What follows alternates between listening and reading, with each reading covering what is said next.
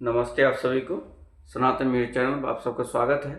आप लोग से आग्रह है चैनल को लाइक करें, सब्सक्राइब करें और शेयर करें। आजकल एक सबसे सनसनी से खबरें जो उड़ रही है वो ये है कि जो कुंभ में जो बहुत एक लड़की बहुत वायरल हुई थी, प्रसिद्ध हुई थी, मोनालिसा।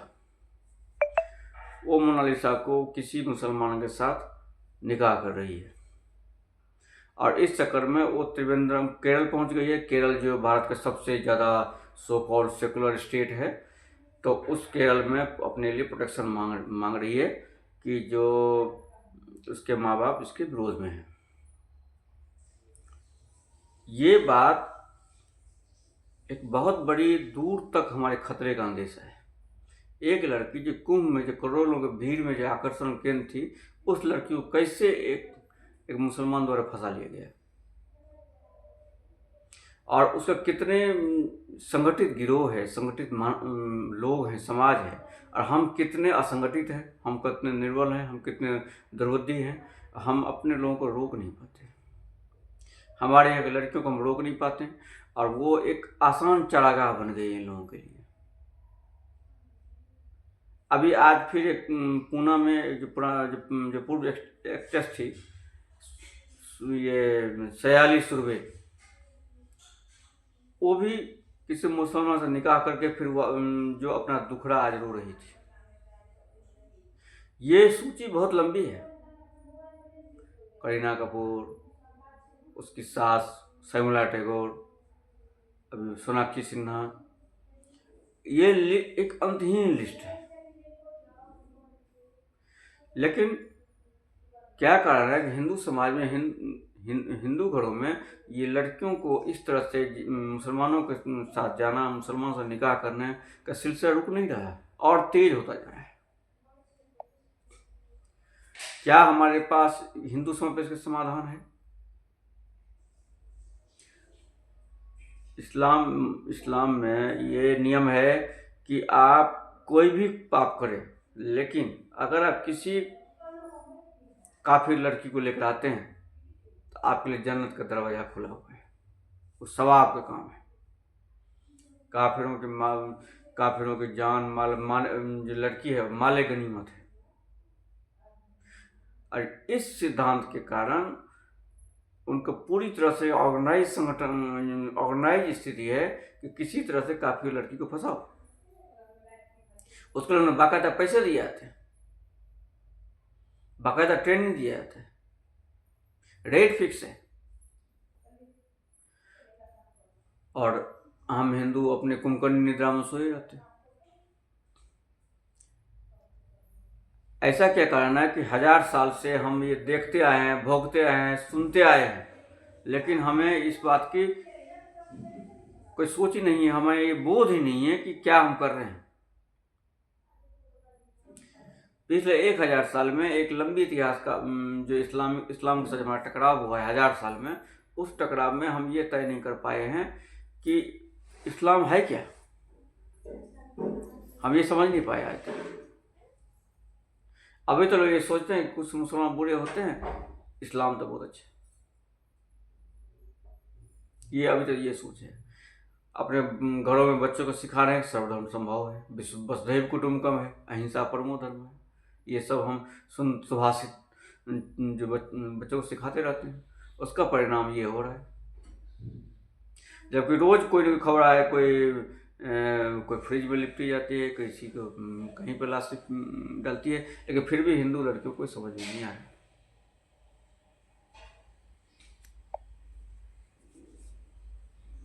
जबकि वो जो कर रहे हैं पूरी तरह से वही कर रहे हैं जो उसकी शिक्षा है, उसके जो मजहब सिखाता है उस हिसाब से वो काम करते हैं। उसमें उसको कोई, इसमें कोई उसको, वो अपने जगह पर जो सिखाता है वही काम कर रहे हैं। उसमें किसी तरह से उनको इस बात पर कोई शंका नहीं है, कोई अनिर्णय की स्थिति नहीं है। सारी कुछ बीमारी हिंदुओं में ही है।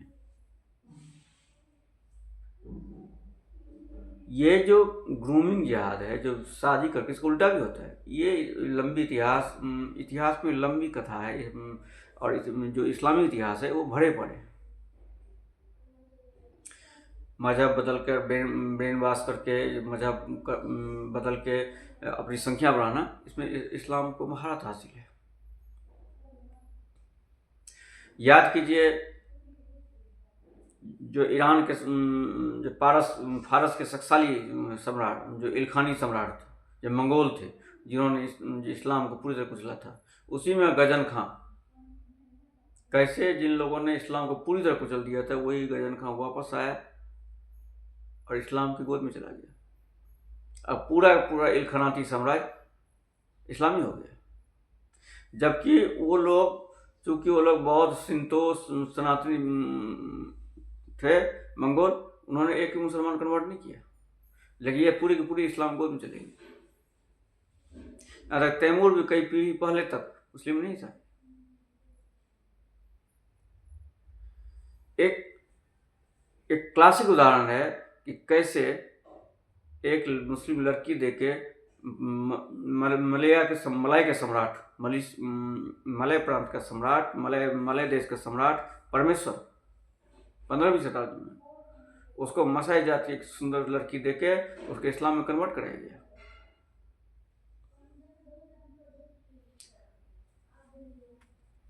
श्रीविजय का अंतिम राजा जो सम्राट था, उसको जो इसका एक चंपा की जो राजकुमारी थी द्वारवती, जो मुसलमान बन गए थे, उससे उसको शादी किया गया, उसको पूरी तरह इस्लाम में कन्वर्ट कर दिया गया।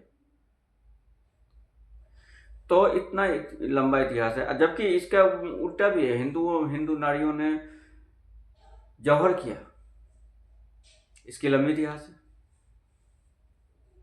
तो इतने जौहर पद्मिनी से लेके रानी पद्मावती से लेके और अभी तक एक लंबी इतिहास है जौहर के लिए।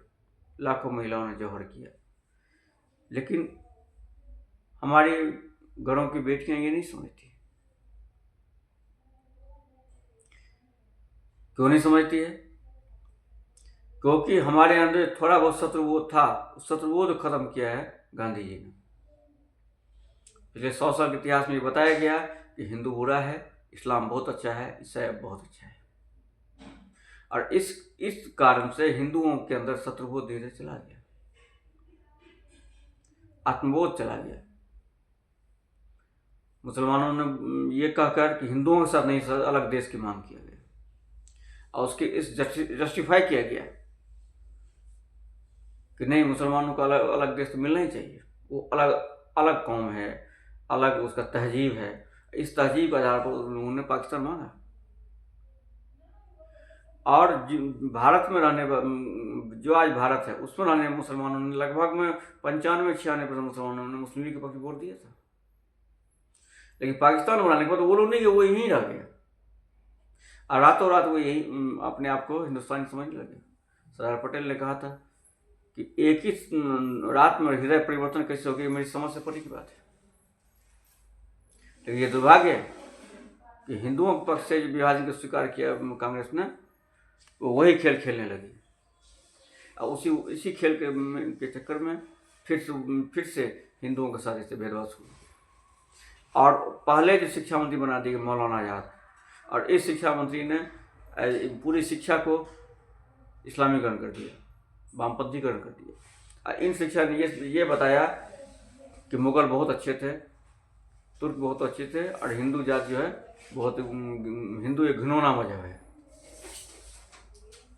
और इस कारण से जो इस नए शिक्षा में जो लोग पढ़े लिखे पनपे, उसके पीछे धीरे धीरे अंदर से बिना मजहब परिवर्तन किए हुए अंदर से हिंदू विहीन हो गए। भारत के जितने विश्वविद्यालय हैं, भारत के कॉलेजों में पूरा वातावरण हिंदू है। मुस्लिम टोपी लगा कर चलता है तो सेकुलर है, हिंदू तिलक लगा कर चलता है तो सांप्रदायिक है। और 10 वर्ष में जब यूपीए सरकार बनी तो उसने पूरी तरह से हिंदुओं को मिटाने के लिए बहुत सारे खर्चन किए और नेपाल से हिंदू राष्ट्र को हटवाया। मनोहर जोशी जी ने शिक्षा में सुधार करने की कोशिश की, उस सुधार को 3 महीने के अंदर ही बदल दिया, सारे पाठ पुस्तक बदल दिए।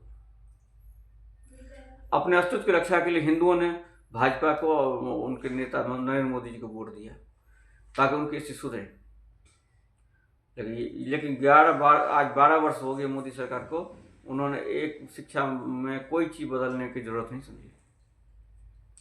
आज भी उन्होंने शिक्षा मंत्रालय में उनके कोई एक धीर गंभीर और विद्वान व्यक्ति को शिक्षा मंत्रालय देना जरूरी नहीं समझा। आज भी हमारे शिक्षा विभाग में वही चीज़ पढ़ाई जाती है। बच्चों NCERT पुस्तक खोल कर पढ़ लें तो देख लेंगे कैसे कैसे पढ़ाई जाती है, झूठ पर झूठ फैलाया जा रहा है पढ़ने के पढ़ने। इतिहास तो ऐसे पढ़ाया जाता है, इतिहास तो पूरी तरह से ऐसा इतिहास तो पाकिस्तान में नहीं पढ़ाता जैसे अपने यहाँ पढ़ाया जा रहा है।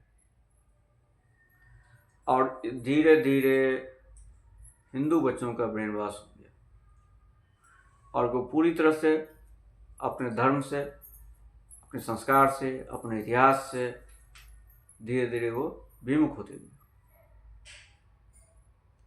और आज जो ये घटना आप देख रहे हैं ये उसी का परिणाम है। जिस शिक्षा के विरोध में जनसंघ भाजपा आंदोलन करती रहती है, शिक्षा में का वामपंथीकरण हो गया, शिक्षा का इस्लामीकरण हो गया, आज उसी शिक्षा को गर्व से करते हैं, प्रशंसा करते हैं। मौलाना आजाद की जयंती मनाई जा रही है।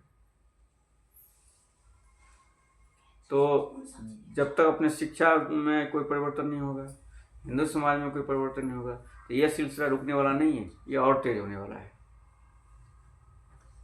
इससे बहुत भयावह विकट होती जा रही है। इसका जो उल्टा भी होता है, अगर लड़का हिंदू है और लड़की मुस्लिम है, उसका परिणाम बहुत भयावह होता है। कुछ ही साल पहले आपने देखा होगा हैदराबाद में एक हिंदू लड़के के मुस्लिम लड़की से जब विवाह होता तो बीच चौराहे पर काट दिया गया हैदराबाद में। ऐसी सूची बहुत लंबी है। बंगाल के मुर्शिदाबाद जिले में जो हुआ वो तो चिरकाल तक स्मरण रखने की बात है। ऐसे बहुत सारी घटनाएं हुई है। तो ये पूरी तरह समझ में आ गई है कि हम घेराबंदी हमारी तेज है और हमारे अंदर का जो हिंदुत्व है, अंदर का जो धर्म है, उसको धीरे धीरे लुप्त किया जा रहा है। शिक्षा का पूरी तरह से उसको और भी ज़्यादा हिंदू विरोधी बना के हिंदुओं को धीरे धीरे जड़ से काटा जा रहा है। जब तक उनके जड़ इसलिए हिंदुओं को अपने जड़ को पर लौटना चाहिए, अपने धर्म संस्कृति के बारे में बच्चों को बताना चाहिए, अपने बच्चों को बताना चाहिए कि जतो धर्मो ततो जय, जहाँ धर्म है वहीं जय है। और स्वधर्मो निरंकुशः पर धर्मो भयावह, अपने धर्म पर दृढ़ रहना चाहिए। और ये जब तक हम अपने बच्चों को शिक्षा नहीं देंगे, इसको हम रोक नहीं सकते, इसको हम बचा नहीं सकते। जय श्री राम।